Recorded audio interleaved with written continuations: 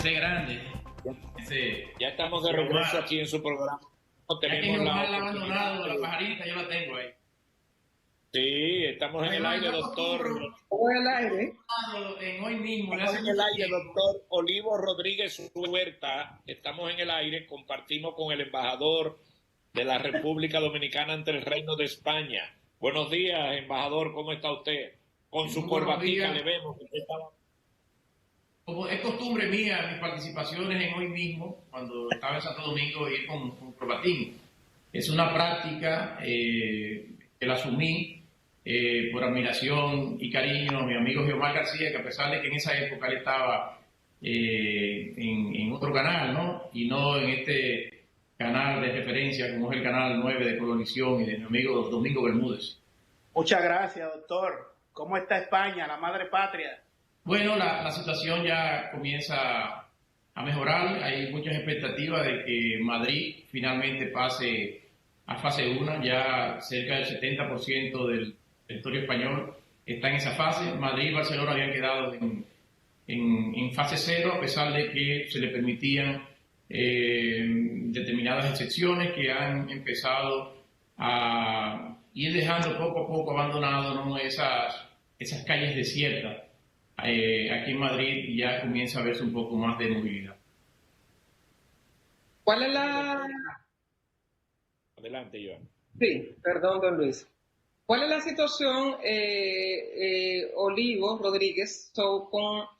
Vamos con el tema del voto del dominicano en el exterior. Conocimos esta semana una comunicación a propósito de una nota verbal de parte de una funcionaria de allá, de la Cancillería, que comunicaba por el momento la imposibilidad o que había que esperar un poquito más para poder llevar a cabo la elección del 5 de julio.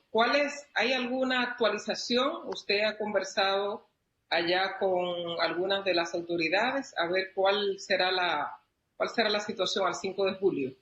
En primer lugar, debo explicar cuál es el papel y la naturaleza del rol que asume una embajada en estos temas de las elecciones. Como todos sabemos, en la República Dominicana, la organización y toda la administración electoral es una competencia constitucional de la Junta Central Electoral.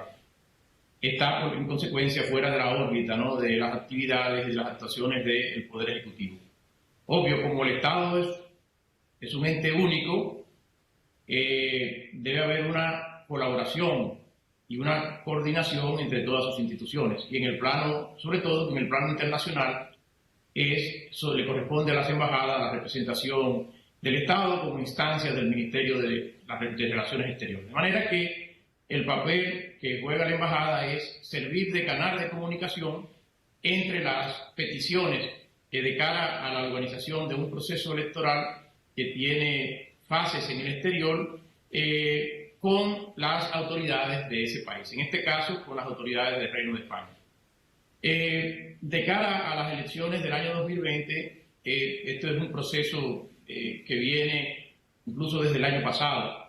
La primera vez que hicimos contactos a solicitud de la Junta Central Electoral con las autoridades del Ministerio de Asuntos Exteriores, Unión Europea y Cooperación del Reino de España, fue con motivo del anuncio de las elecciones presidenciales del 17 de mayo y la escogencia del Poder Legislativo y de los representantes de las comunidades en el exterior. En aquel entonces, en septiembre del año 2019, pues, como ha sido costumbre, el gobierno español manifestó su total disposición y no solicitó que una vez la instancia de organización y administración de las elecciones aquí en el territorio español tuviera con precisión los lugares donde se iban a celebrar o se celebrarían las votaciones, pues se lo comunicaron para fines de tomar ellos como gobierno las medidas de protección y de seguridad y de orden en la misma. Eso inmediatamente se lo comunicamos, por supuesto, al destinatario de la información, que es la Junta Central Electoral.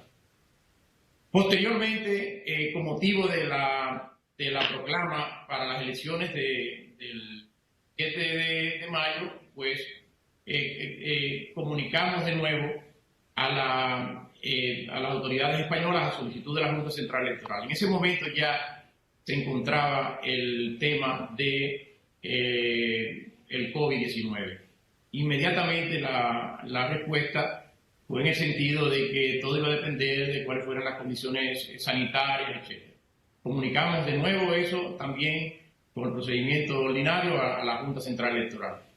En la medida que avanzaba, ¿no?, la crisis, la Junta, que ha jugado un papel permanentemente activo, tanto desde Santo Domingo, porque he conversado, me ha llamado personalmente en varias ocasiones el presidente de la Junta Central Electoral, como también a través de su representación aquí en Madrid, volvimos e insistimos con el tema al Ministerio de Asuntos Exteriores, y la respuesta automática fue la misma, que de persistir esas mismas condiciones, etcétera, etcétera.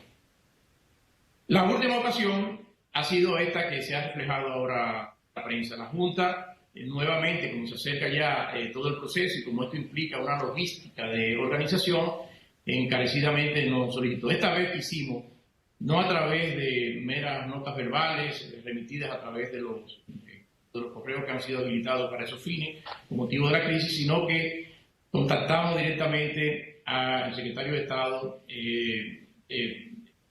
de la España Global, que se estaba encargando de estos asuntos, que sirvió de canal de comunicación, y le habíamos explicado que en ocasiones anteriores nos daba una respuesta muy abierta, y que como ya España, el presidente Sánchez había anunciado un plan de desescalada que incluso prevé la celebración de elecciones en comunidades autónomas como el País Vasco y Galicia, que se van a celebrar precisamente la segunda semana del mes de julio, que la Junta Central Electoral estaba en el interés de que se viabilizaran, ¿no?, las elecciones dominicanas del 5 de julio, y que queríamos en ese sentido que se nos incluyera dentro de las excepciones en el plan de desescalada. Y que no queríamos esas respuestas automáticas. Entonces, tras esa conversación, inmediatamente remitimos la nota verbal. Nos comunicaron que en unos días iban a consultar con las autoridades correspondientes, porque no es una decisión que toma el Ministerio de Asuntos Exteriores, y la respuesta fue varios días después, esa que ha salido reseñada en la prensa. Es decir, se mantiene en cierta forma la ambigüedad, en el sentido de que habría que esperar, ¿no?, estar más próximo de la fecha de las elecciones para saber si era posible, por el tema de la restricción de movilidad aquí en España, etcétera. De manera que no era una posición concluyente, y eso es lo que hemos hecho, volver a comunicar a la Junta Central Electoral. Nosotros, como embajada, el papel que nos corresponde es ese, y hemos desplegado todas y cada uno de los esfuerzos que nos han sido solicitados por el órgano constitucional competente en la República Dominicana de este tema, y puedo dar constancia del interés permanente que las autoridades de la Junta Central Electoral aquí en Madrid y el propio presidente de la Junta Central Electoral, todo el esfuerzo que han puesto, que a su vez yo he trasladado a las autoridades españolas de cara a que una de las conquistas más preciadas de los dominicanos en el exterior, esos dominicanos que aportan 1/3 del ingreso de divisas a nuestro país, no son merecedores de ejercer el derecho al voto. Y además que hay un aspecto que va mucho más allá. Al margen de todo el tema de la elección presidencial, a partir de la Constitución del año 2010, la integración y la conformación del Congreso Nacional Dominicano forman parte, en el caso de la Cámara de Diputados, representantes de la diáspora dominicana en el exterior. Y por eso hay circunscripciones electorales en el exterior, de manera que de lo que se trata aquí incluso de una regular conformación del poder legislativo de la nación, que estaría un poco cojo, para utilizar una expresión popular, si no se cuenta con esos representantes de las comunidades en el exterior, en el seno del poder legislativo, como manda la Constitución vigente. Doctor, perdóname, Germán.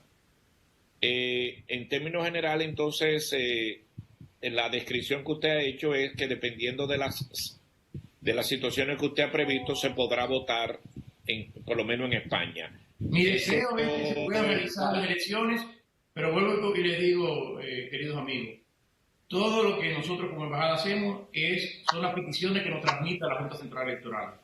Después de la última información transmitida, no he recibido una retroalimentación de la Junta. Si la Junta Central Electoral nos solicita de nuevo contactar a las autoridades españolas, con todo el gusto así lo haremos.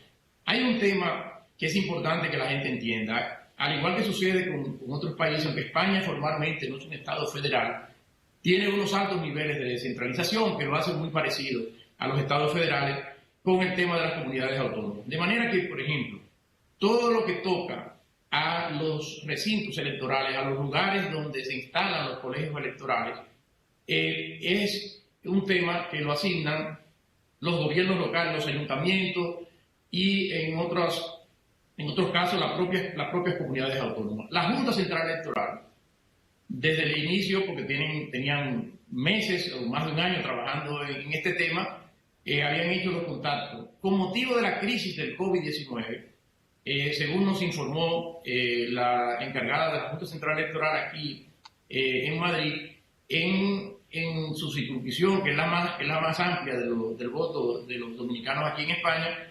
le comunicaron la revocación de la asignación de esos locales donde se llevarían a cabo los temas de votación. Por eso y ha sido importante esta insistencia con el gobierno español, porque sobre la base de un visto bueno en este sentido, serviría de base para que la Junta Central Electoral, la oficina de la Junta Central Electoral, pueda gestionar con esos ayuntamientos, con esas entidades públicas locales que han revocado la autorización de los mismos, pueda a su vez solicitarle que reconsideren esa decisión y que en consecuencia asignen los locales para que se pueda llevar en orden el proceso electoral como merece nuestra comunidad aquí en España.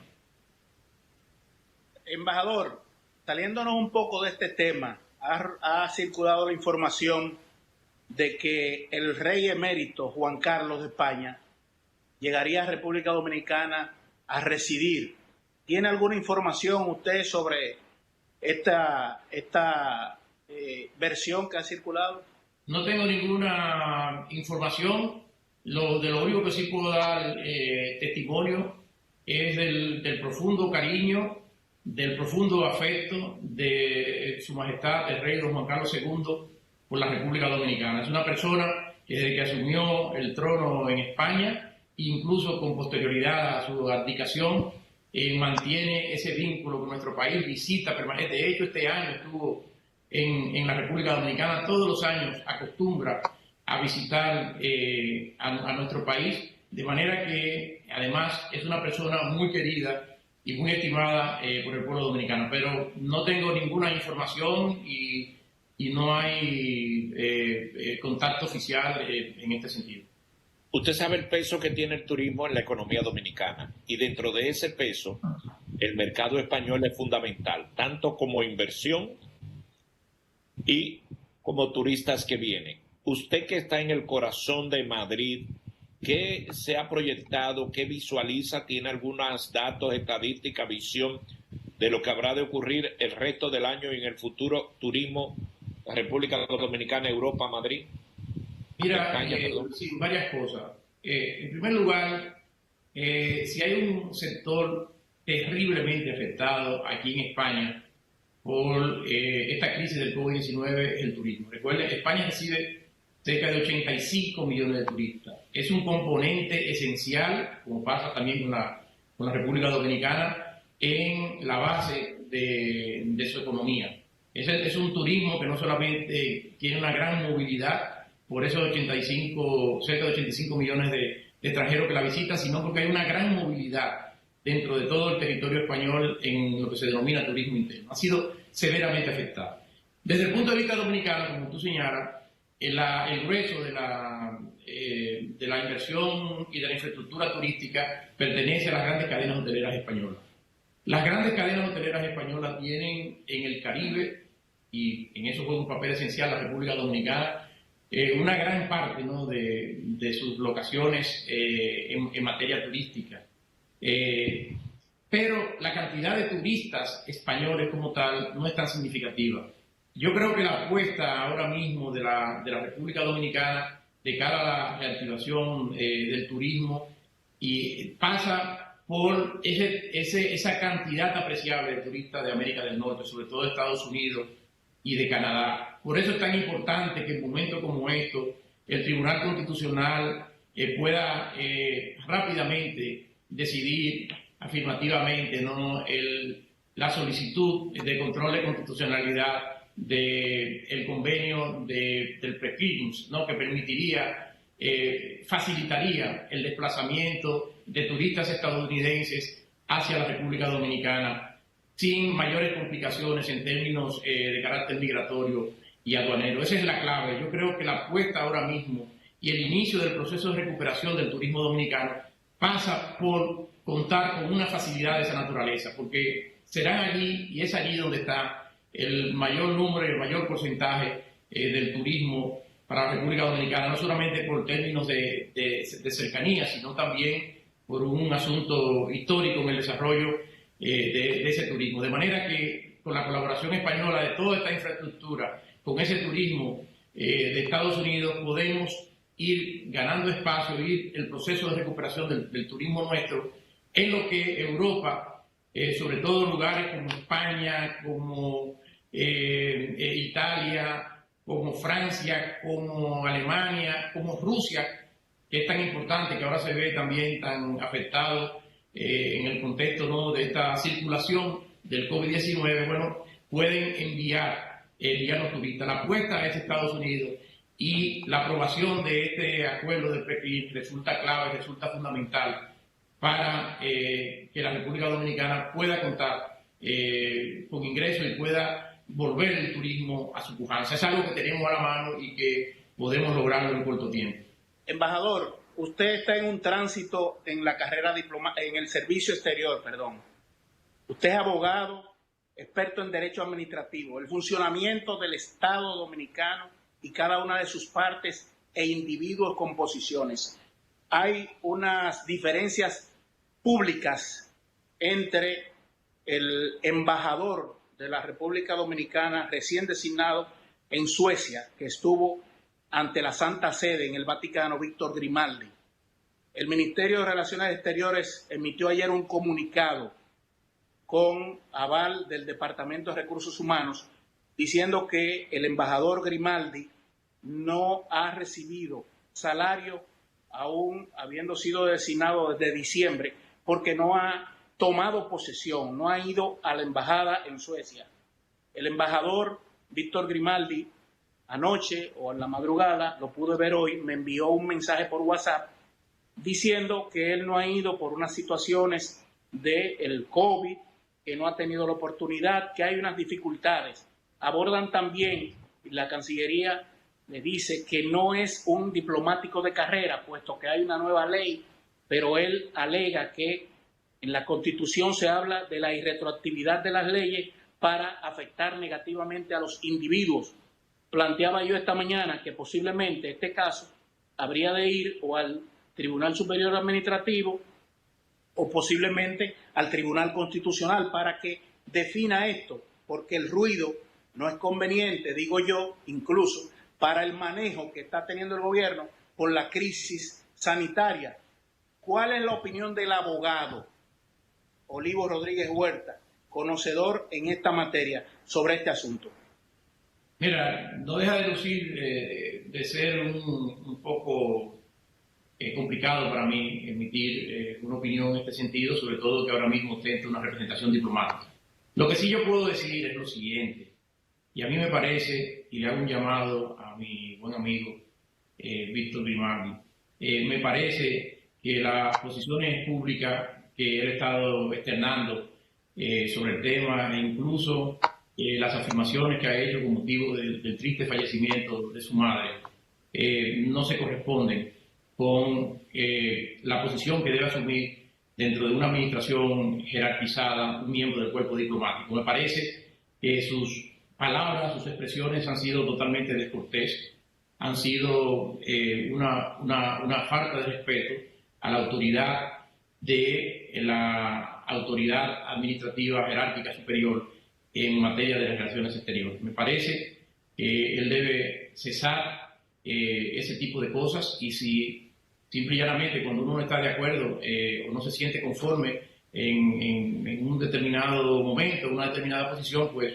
uno tiene y goza de la total y absoluta libertad de separarse de la misma. Pero no hay razón, no es posible, no se puede justificar bajo ningún concepto que sea Miguel Vargas Maldonado o sea cualquier otro canciller de la República Dominicana, que un funcionario subordinado, sometido a las reglas de la jerarquía, haga afirmaciones de esta naturaleza.